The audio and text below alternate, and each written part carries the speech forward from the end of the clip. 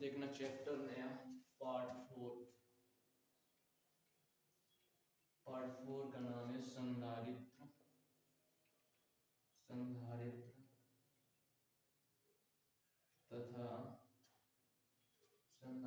तथा परावैद्य। समझना ध्यान से, संधारित्र तथा परावैद्य। चैप्टर 4 है, इसका नाम है संधारित्र तथा परावैद्य। इसमें पहले समझना कि संधारित्र पढ़ने से पहले ये समझना कि चालक क्या होते हैं।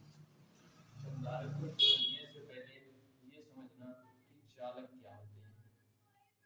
समझना, चालक वे पदार्थ होते हैं जिनमें धारा का प्रवाह संभव, यानी वे पदार्थ जिनमें धारा का प्रवाह संभव वो चालक कहलाते हैं। यानी अंततः आप एक ऐसे भी डेफिनेशन दे सकते हो कि वे पदार्थ जिनमें हम बहावैद्युत क्षेत्र लगाएं तो उसमें आवेश वाहक गतिमान हो जाए, यानी जिसमें बहावैद्युत क्षेत्र लगाने से आवेश वाहक गतिमान हो जाते हैं वो चालक कहलाते हैं। ऐसे लिख सकते हो, वे पदार्थ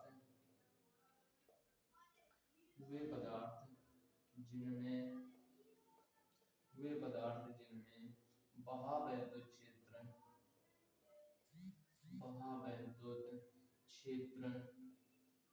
बहावैद्युत क्षेत्र लगाने पर आवेश वाहक गतिमान हो जाते हैं।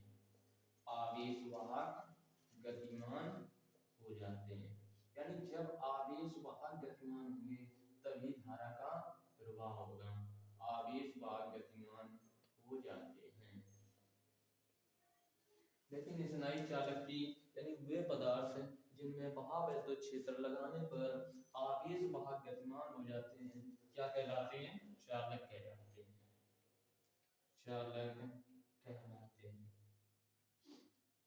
क्या कहलाते हैं? चालक कहलाते हैं। समझना ध्यान से, जैसे इसमें आप लिख सकते हो लोहा, एग्जाम्पल में लिख सकते हो जैसे लोहा,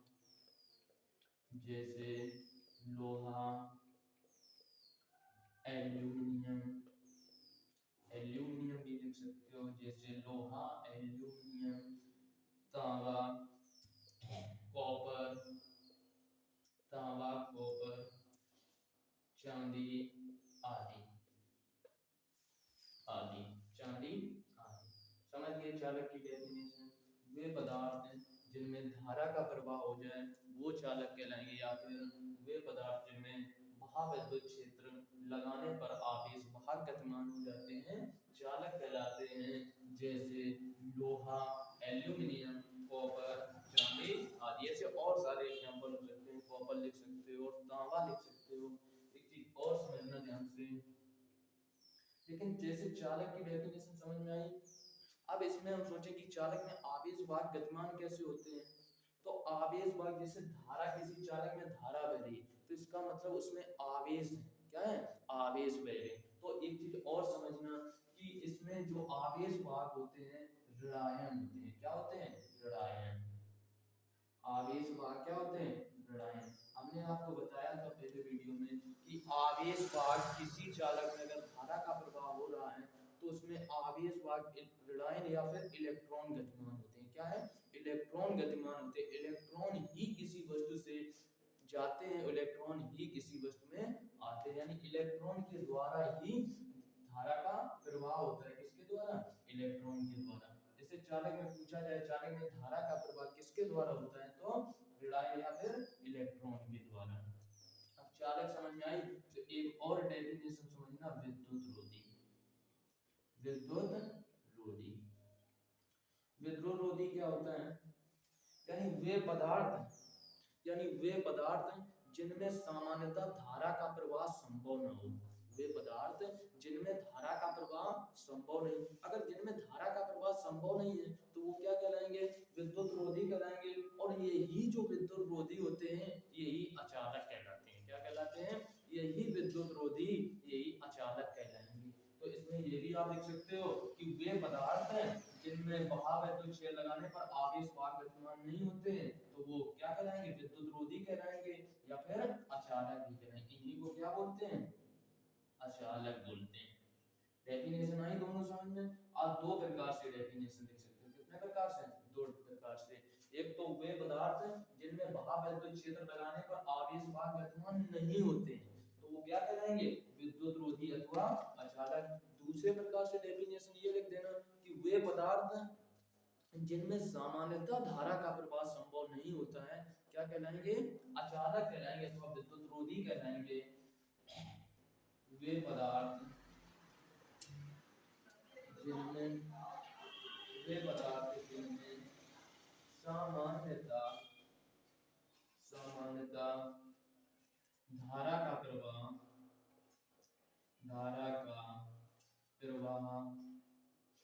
संभव नहीं होता जिनमें सामान्यतः धारा का प्रवाह संभव नहीं होता, क्या कहलाएंगे? विद्युत रोधी अथवा अचालक कहलाते हैं। देख सकते हो, विद्युत रोधी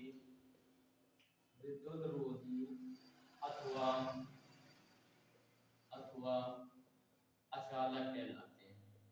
विद्युत रोधी अथवा अचालक कहलाते हैं। अगर आपसे विद्युत रोधी की डेफिनेशन पूछी जाए तो आप यही डेफिनेशन लिखोगे। अगर आपसे अचालक की डेफिनेशन पूछी जाए तो भी आप यही डेफिनेशन लिखोगे। यानी वे पदार्थ जिनमें धारा का प्रवाह संभव नहीं होता, अचालक के लिए जैसे में आप क्या लिख सकते हो? लकड़ी लिख सकते हो। क्या लिख सकते हो? लकड़ी में धारा का प्रवाह संभव होता है? नहीं होता है, तो लकड़ी लिख सकते हो। ये लकड़ी कैसी होगी? सूखी लकड़ी। जैसे आप लिख सकते हो क्या? लकड़ी लिख सकते हो, और प्लास्टिक लिख सकते हो, लकड़ी लिख सकते हो, कांच लिख सकते हो। क्या लिख सकते हो? कांच लिख सकते हो। और लकड़ी लिख सकते हो, कांच लिख सकते हो, कागज लिख सकते हो, कागज आदि। आई बात समझ में? वे पदार्थ जिनमें धारा का प्रवाह संभव नहीं होता, अचालक कहलाएंगे, जैसे लकड़ी, कागज, कांच आदि। इतनी बात आई समझ में? अब इसके बाद आप ये समझना कि धारिता क्या होती है। चालक समझ में आया, अचालक समझ में आया, अब समझना कि धारिता क्या होती है। समझने वाली चीज अब है, क्या समझना है? धारिता। समझना ध्यान से, समझना ध्यान से। अब क्या समझना है? धारिता। क्या समझना है? धारिता। धारिता यानी चालक अचालक की डेफिनेशन नोट कर ली। अब समझना धारिता। क्या समझना? धारिता। यानी जब हम किसी पदार्थ में क्या करते हैं? जब हम किसी पदार्थ में आवेश देते हैं, क्या देते हैं? जब हम किसी पदार्थ में आवेश देते हैं तो उसके विभव में वृद्धि हो जाती है। क्या होती है? जब किसी पदार्थ को आवेश देते हैं तो उसके विभव में वृद्धि हो जाती है। यानी आवेश और विभव का अनुपात ही धारिता कहलाता है। यानी किसी पदार्थ में, या लिखो पदार्थ को दिए गए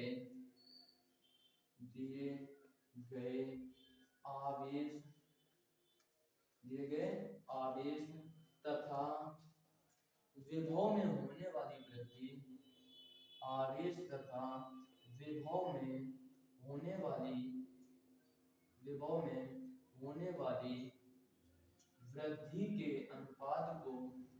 होने वाली वृद्धि के अनुपात को धारिता कहते हैं। क्या कहते हैं? धारिता कहते हैं। यानी किसी पदार्थ को दिए गए आवेश क्या होता है? Q होता है। किसी पदार्थ को दिए गए आवेश Q तथा विभव में होने वाली वृद्धि यानी V, किसी पदार्थ को दिए गए आवेश Q तथा विभव में होने वाली वृद्धि V, दोनों का अनुपात क्या कहलाएगा? धारिता कहलाता। एक चीज और समझना कि धारिता को C से प्रदर्शित करते हैं। किससे प्रदर्शित करते हैं? C से। यानी ये भी लिख सकते हो, इसे C से प्रदर्शित करते हैं। किससे प्रदर्शित करते हैं? C से प्रदर्शित करते हैं।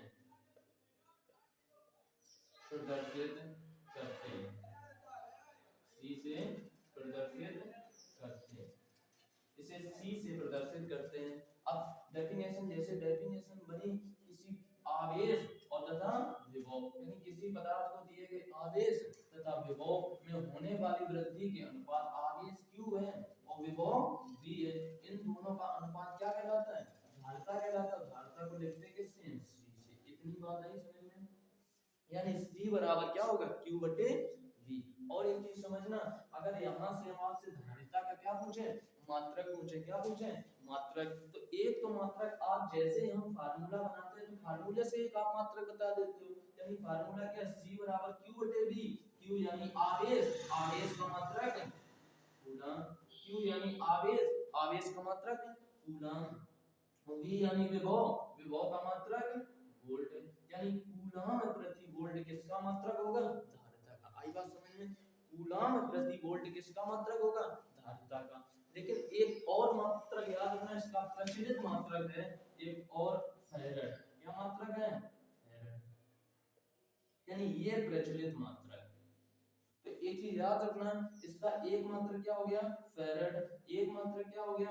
कूलम प्रति वोल्ट। तो एक चीज यहाँ से रिलेशन याद रखना कि एक फैराड बराबर 1 कूलम प्रति वोल्ट होता है। कितना होता है?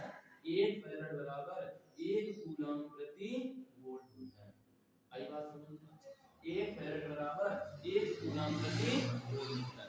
अब आप यहाँ से इसका मात्रक समझ गए, इसका दूसरा भी मात्रक समझ गए। तो एक चीज बताओ, इसकी विमा आप यहाँ से बता सकते हो? क्योंकि C की विमा, तो देखना ध्यान से, C की विमा आप कैसे निकालोगे?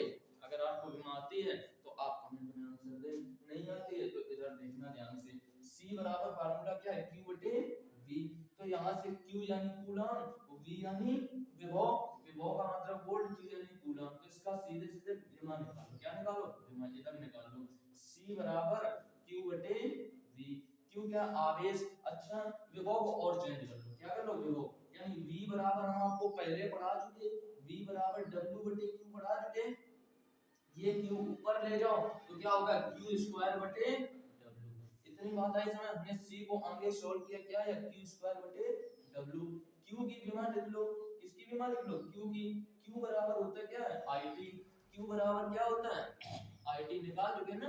Q बराबर IT। I यानी धारा, धारा की विमा A। T यानी समय, समय की विमा T। तो आवेश की विमा क्या हो जाएगी? TA। तो यहाँ पर आवेश की विमा रख दो TA। स्क्वायर लगा तो T स्क्वायर A स्क्वायर। आवेश की विमा निकाल ली, आवेश की विमा क्या होगी? T square A square. इधर देखना ध्यान से, कार की विमा, कार की विमा तो हम ऑलरेडी आपको बता चुके, क्या होती है? ML2 T-2।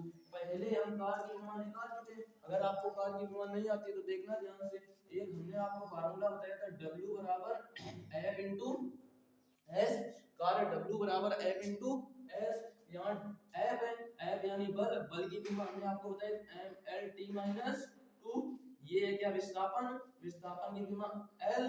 तो इसको L को इधर गुणा करोगे यानी ML2T-2। इतनी बात है समझ में? यानी ये किसकी विमा है? कार की। देखो हमने कार की विमा यही तो रखी, ML2T-2। इसको आगे सॉल्व कर लो तो क्या बनेगा? ये m प्लस की 1 है, ऊपर जाएगी तो माइनस की 1। ये L2 है, प्लस की है, ऊपर जाएगी तो माइनस की 2। ये T2 है, ऊपर जाएगी तो प्लस की, माइनस की ऊपर जाएगी प्लस की। दो ऑलरेडी लिखी तो 2 और 2 4। ये 8 लिखा है और 2 लिखा, ऐसे ही लिख दो। तो धारिता की विमा क्या हो गई? M-1 L-2 T4 A2। M-1 L-2 T4 A2। समझ में आया? नोट कर लो, इसके आगे कल पढ़ाएंगे। वीडियो अच्छा लगे तो वीडियो को लाइक करें, चैनल को सब्सक्राइब करें, एक अच्छा सा कमेंट दें कि समझ में आ रहा है तो पढ़ते रहो। इसके बाद नेक्स्ट वीडियो आपको कल मिलेगा। अगर आपने पहले की वीडियो नहीं देखी है तो उनको भी आप देख लें, इससे आपको पूरा का पूरा धीरे धीरे सब कुछ क्लियर होता चला जाए। कुछ ही दिनों में, थोड़े दिनों में पूरा का पूरा कंप्लीट कोर्स आपको यहीं पर मिलेगा, हमारे ही चैनल पर। Thank you.